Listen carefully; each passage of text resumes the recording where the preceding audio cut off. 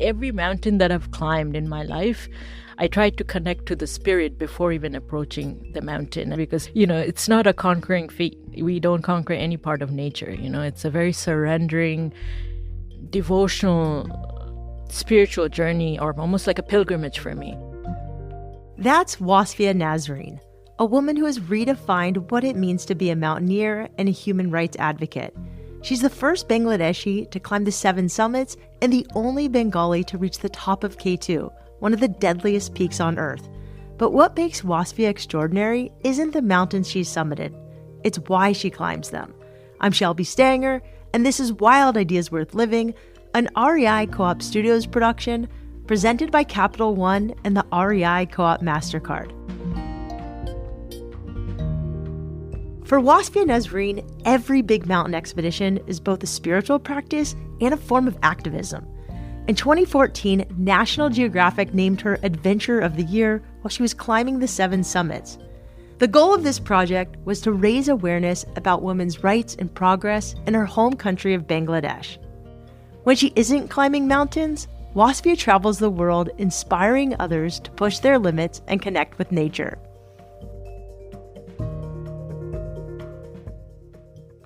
Wasfia Nazreen, welcome to Wild Ideas Worth Living. You have truly lived a wild life. Thank you, Shelby and REI, for having me. Of course. So where are you right now? I'm sitting in a studio in Venice Beach, California. Awesome. I want to get into Los Angeles because, you grew up in such a different place. So let's just start from the beginning. Where did you grow up and what was your relationship to nature growing up as a kid? I was born and raised up to my adult life in a country called Bangladesh.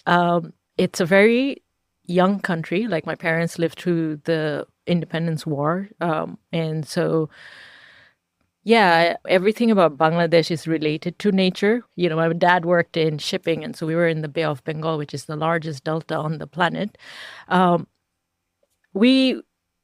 a kid, I have clear images of witnessing the mother's fury, like typhoons, floods, anything and everything that you can think of happen in front of our eyes. We have villages after villages that are taken over by the river every monsoon season. So growing up, without even having anyone teaching us, we kind of knew who the boss in the room was. It was Mother Nature. We lived at her mercies. And, throughout our cultural or historical stories, there's just this whole adoration or, this word in Western world, devotion towards Mother. That's so interesting. And also just as we are shifting in a world where natural disasters are happening more in places like Los Angeles and San Diego. Texas. Everywhere. Yeah, Texas. Yeah. How did you get to the United States? So a little bit about before coming to United States. I come from a broken family. It's a very long story. But in short, my parents were divorced when I was 12, going into 13. And I was kind of moved into a relative's house to give background about South Asian girl. In our society, the ultimate summit for any girl is marriage. And so at that time, even as a young adolescent, I could tell that I became a burden for my relatives, and I wanted to just get the F out of there. I just didn't want to be a weight on any of my relatives' shoulders who thought, from their very good intention that they needed to marry me off. And so I wanted to run away from that. And the only way to get out was education for me. And so I requested my aunt at that time, who I had moved into my relative's house in the capital, and I requested her to strategically put me in an English medium school at that age. Because in my mind, my ticket out was college. That's the only way. Because if I lived back in Bangladesh and went to college there, the next step would be, hey, where do we marry her off? Because here I was carrying the shame of the family as the girl, right? So fast forward to when I turned, I think, 17 going into 18, I applied to a whole bunch of colleges around the world. And then this one college in the US gave me 100% scholarship. And because I had no money, without thinking twice, I chose that college. And had the vision in my mind that I was coming to New York because that's all I knew about America. And my college was in Decatur, Georgia. Yeah, I went to school one city away from Decatur, Georgia at Emory. And so I'm at the exact same time that you were there. And it's a shock. It was culturally different than San Diego. It was culturally different than anywhere, and there was this whole dirty South hip hop genre movement was going on. Culturally, what I learned about America by going to Atlanta, I wouldn't change that for a thing in the world now. I think it was the most diverse experience I could have gotten. It's so interesting talking to you because I've talked to a ton of mountaineers, but none have had your background. What was the very first time you ever climbed a mountain? Depends how you define a mountain. So now I do big mountains. So it's kind of embarrassing talking about the younger ones. Like, when can you call a mountain a mountain? But in Bangladesh, from a child's perspective, my first mountain or hill was at the age of 6. There's a temple on top of it. It's called Chandranath Temple, and the mountain is called Chandranath. And it's in Chittagong. It's barely like 1,200 feet. But at that time, it looked major, and all my relatives were struggling at the bottom of it. And my dad actually reminded me when I summited Everest that was my first mountain. I was there before anyone, and apparently I was sitting inside the temple. So it sounds like you're naturally athletic, but you also have this desire to really push yourself outside of your comfort zone. I mean, honestly, when I look back, I have, astrologically speaking, certain placement in my chart too. I'm very driven since I was a kid. I was very as a child, the things I had to do at the age of 12 before I even got my period, not having a single parent to look after you. I think those were the real mountains I climbed. And I just didn't want to be one of those young women who gets married off. Trauma takes you places, girl. So the short answer to how I get to the mountain tops is unresolved childhood trauma. I'm only laughing because someone just asked me, what are all the participants of your podcast share in common? I was like, well, not all of them, but a lot have had unresolved childhood trauma. or just trauma, or also just a strong desire to be a better person. But a lot of them who do the super extreme stuff, yeah, I mean, you got to work some stuff out. Yeah, and I also recognize that, forget about mountains, even as an expeditions expert or managing expeditions, or designing your own expeditions, the chaos that goes in leading up to an expedition. I think it's a replica of the chaos that I went through as a child. And that's why I do so well. And even though now I've gone through years of therapy, I'm much more calmer, I'm trauma-free, whatever, but I still love the chaos of it because I'm a problem solver, I otherwise it's just boring, Throughout her childhood, Wasfia learned how to create calm in a world of chaos. That skill turned out to be incredibly valuable as she figured out her next steps. When she was in college, Wasfia visited India for a research project. The last stop on her trip was especially impactful. In that trip, which was a very long trip, and there were several locations that I had to go to, the last destination was a place called Dharamsala in northern part of India, which is where the Tibetan people, exiled Tibetan people from Tibet, are based. So those who may not be aware, Tibet, the country, was occupied by China in 1949. And since then, millions of Tibetans have become refugees all around the world. And the first place that they come to is that northern tip of India that I'm talking about. And I still remember sitting there, bawling my eyes out, thinking look at these people who's lost their whole motherland. They've gone through extreme torture and dictatorship and harassment and all kinds of negative things that you can think of. And so on that flight back, I was reflecting on all of that, and I just instinctively knew that there was something waiting for me in Dharamsala, and I didn't know what that was. And the timeline at that point was that I would come back to Decatur, Georgia, graduate, and I was supposed to move to San Francisco after that. But in that flight back, I just made a hardcore decision that, nope, I'm coming back. Wasfia decided to move to Dharamsala. She sold her belongings in the States and bought a one-way ticket back to India. Once she arrived, she found work as a journalist and began building her new life. She immersed herself in Tibetan Buddhism, started a deep meditation practice, and ended up forming a relationship with the Dalai Lama himself. So in Dharamsala, everything is kind of based around the Tibetan diaspora. And His Holiness the Dalai Lama is based out of there. So a lot of people has moved to the town because of the work, the human rights work or any kind of work related to Tibetan people. So I became a Dharamsala correspondent for the largest Tibetan English newspaper at that time, because the entire news media is controlled by Chinese Communist Party and there's zero news coming out about Tibetans.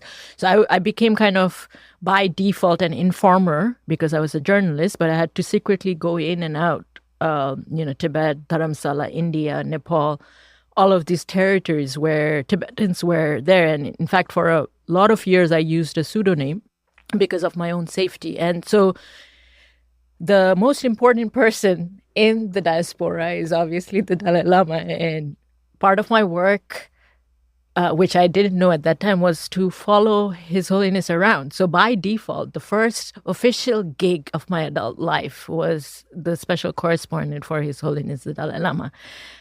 Just not before even meeting him, just being around his presence brought a certain level of like my mind just went, you would prepare for so much every time, but there's nothing that exists in their presence. It's just love and compassion. So it was one of the most blissful time of my life, even when I look back now.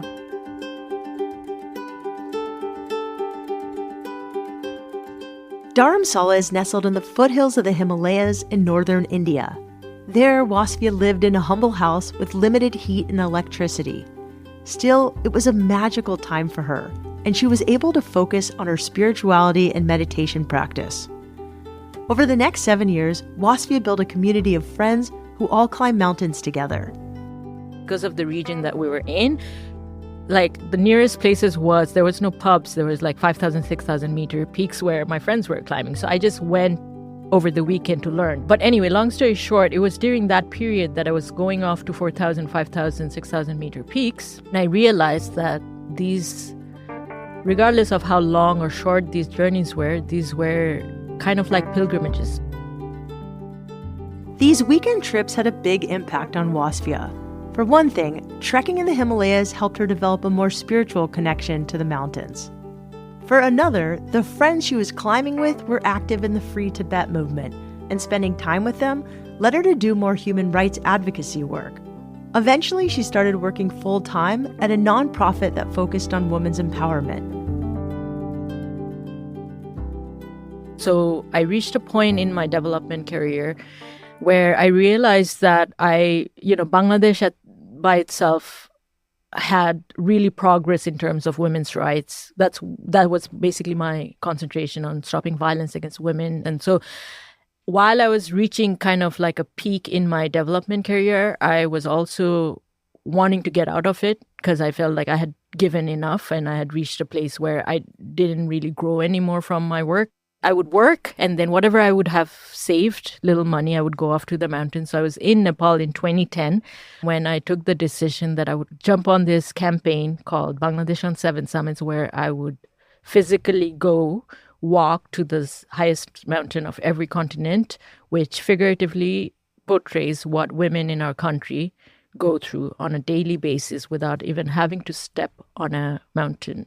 And then also, Bangladesh at that time hadn't been to any of these mountaintops. So it was, putting Bangladesh on top of every continental summits, but also highlighting at the same time how far women in our country had come and also recognize how far we can still go.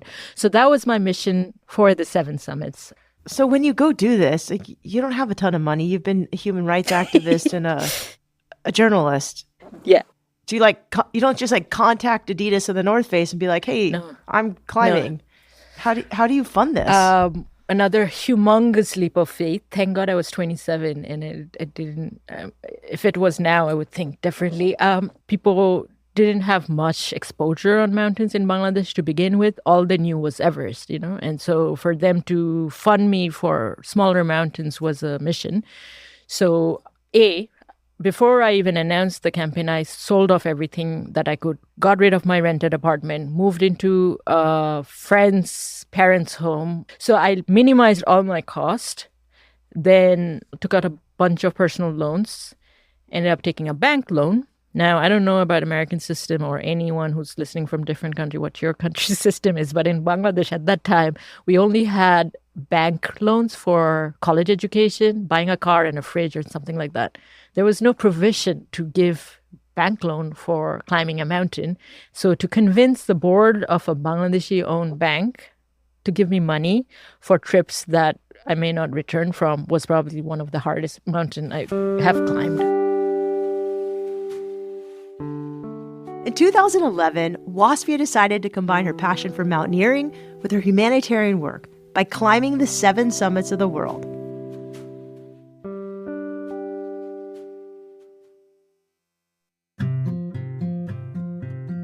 Wasfia Nazreen started the 7 summits by climbing Mount Kilimanjaro in Tanzania in 2011. From there, she summited Mount Aconcagua in Argentina before preparing to attempt Mount Everest in Nepal. Each expedition pushed her limits as she confronted thin air, freezing temperatures, and difficult terrain. Although all of these climbs were physically grueling, the biggest challenges were mental and spiritual. What do the mountains do for you? Because every time you climb one, you could die. There's all sorts of horrific things you go through. I always feel a different person when I come back from a big mountain. So when I'm talking about big mountain, I mean like, Dead Zone mountains or mountains, the Himalayan mountains. So that's where I started my career to begin with.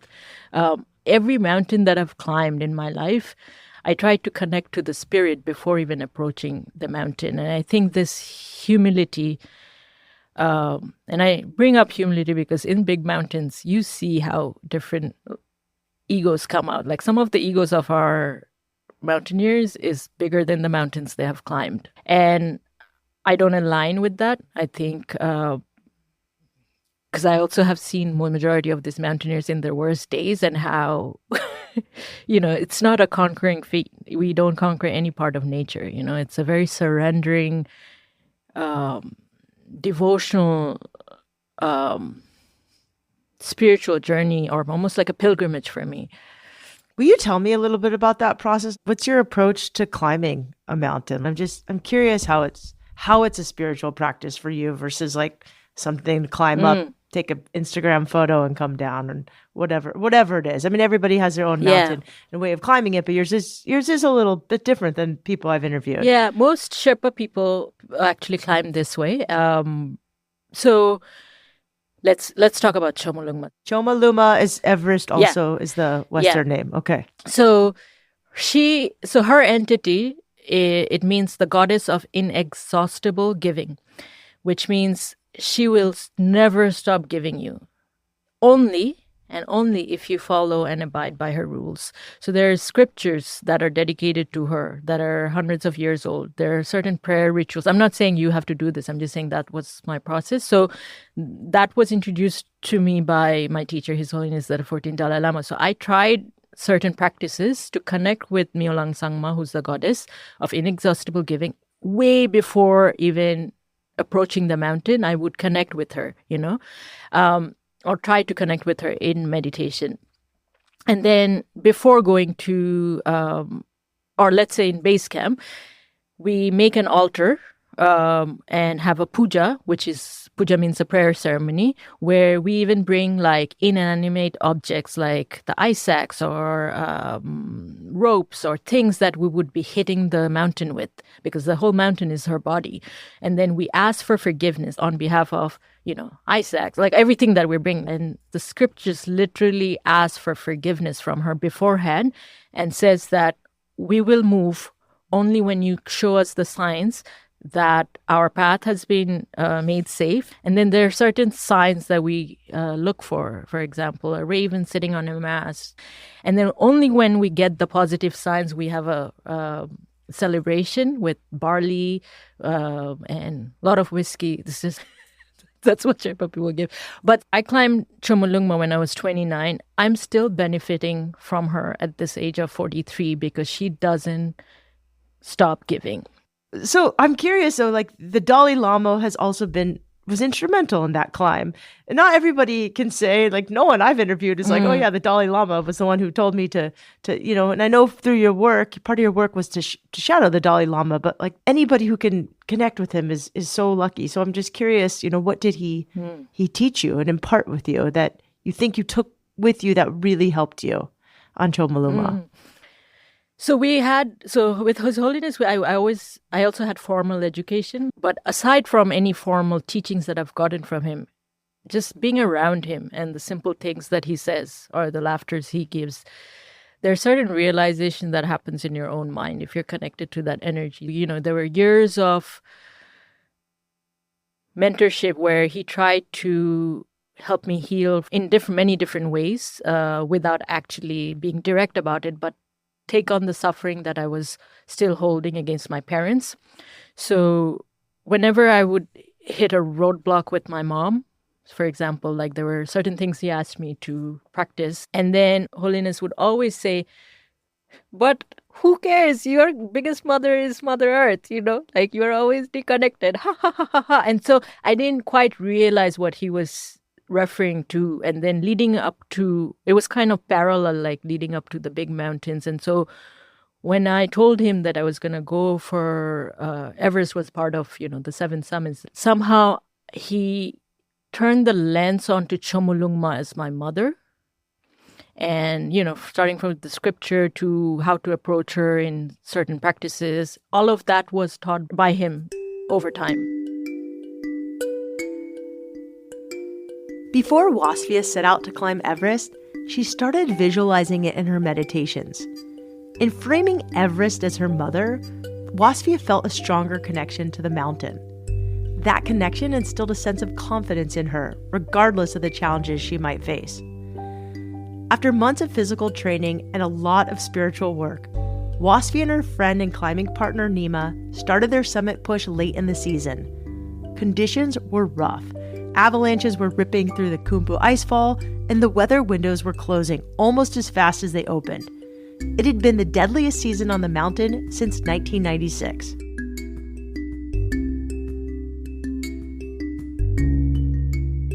Surviving out there mentally, I think, is one of the biggest things that we have to overcome. I've seen international, like very high-class athletes back off because they couldn't mentally deal with it, because Everest gives you a reason to give up every single day.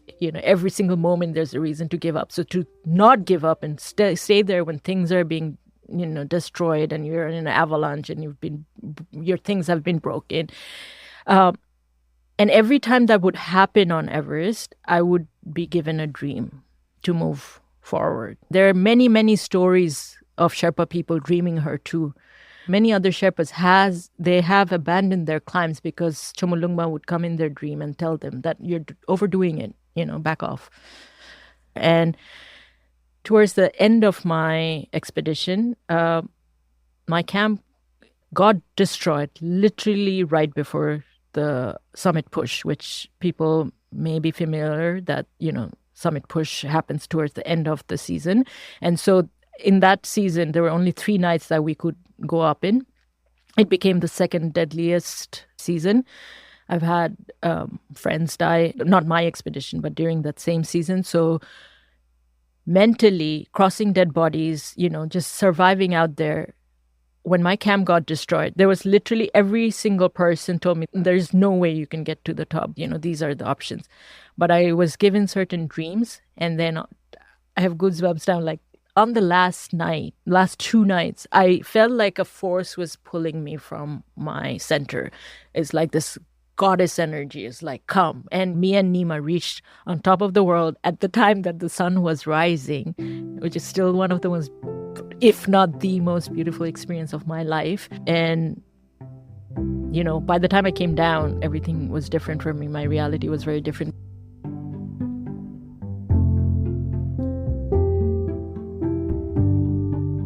On May 26, 2012, Wasfia summited Mount Everest. Shortly after her descent, she went to visit the Dalai Lama.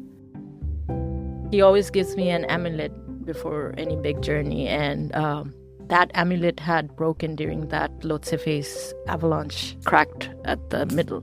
And so later, many months later, when I actually summited and came back, I took the broken amulet back to him, and then he just said, "Time for a new one." And they gave me another new one. But I brought him some water from the summit of Chomolungma because I had seen how much devotion he has towards Chomolungma. And by the time it was ice from the summit. By the time that ice went from the summit of Everest to Kathmandu to Dhaka, capital of Bangladesh, to Delhi, to Dharamsala, it was the stinkiest liquid. Like I still remember, like carrying it, standing in line, like going to Holiness. And I'm like, oh my God, how am I even going to present it to him? So before I even presented, because he was being narrated that this is water from the top of Chomolungma. And I remember thinking in my mind, whatever you do, Holiness, don't drink it. And, in Tibetan practice, they have to offer it when you receive such a sacred thing. So he offered it 4 times in 4 directions. And the next thing he does is puts it in his mouth. And I went, oh my God, like if something happens to him. Oh no. And then, he put it on his altar and prostrated to Chomolungma. Thankfully, nothing happened to him, no diarrhea. Or nothing, no. But he, just seeing his devotion, and not just him, all the Tibetans who are around him, like how revered this mountain entity is to them was super humbling. And this story is so interesting. I also really like that the Dalai Lama gave you a lot, but I think like indirectly, he taught you the power of humor and sort of he kind of laughs at these really big, intense situations. I think because there's so much I can talk about, but one of the greatest thing he has done for me is like, he's made me look at my own tragedies and my own powers to transform them into comedies. After Everest, Wasfia climbed Mount Vinson in Antarctica, Mount Elbrus in Russia, and Denali in Alaska. In November of 2015, she climbed the last of the 7 summits, Karsten's Pyramid in West Papua.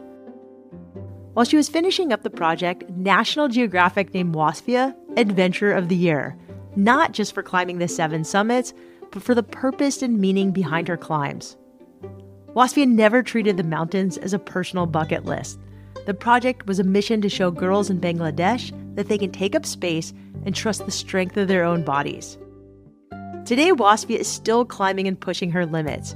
In 2022, she became the first Bangladeshi and the only Bengali person to summit K2, one of the most dangerous peaks. She trains at Gold's Gym and currently is taking on new expeditions. To learn more about Wasfia and her adventures, check her out on social media at Wasfia Nazreen. To trek with Wasfia to Nepal, please check out her company, High Karma, at High Karma. Wild Ideas Worth Living is part of the REI Podcast Network. It's hosted by me, Shelby Stanger, produced by Annie Fassler, Sylvia Thomas, and Sam Piers-Nitzberg of Puddle Creative.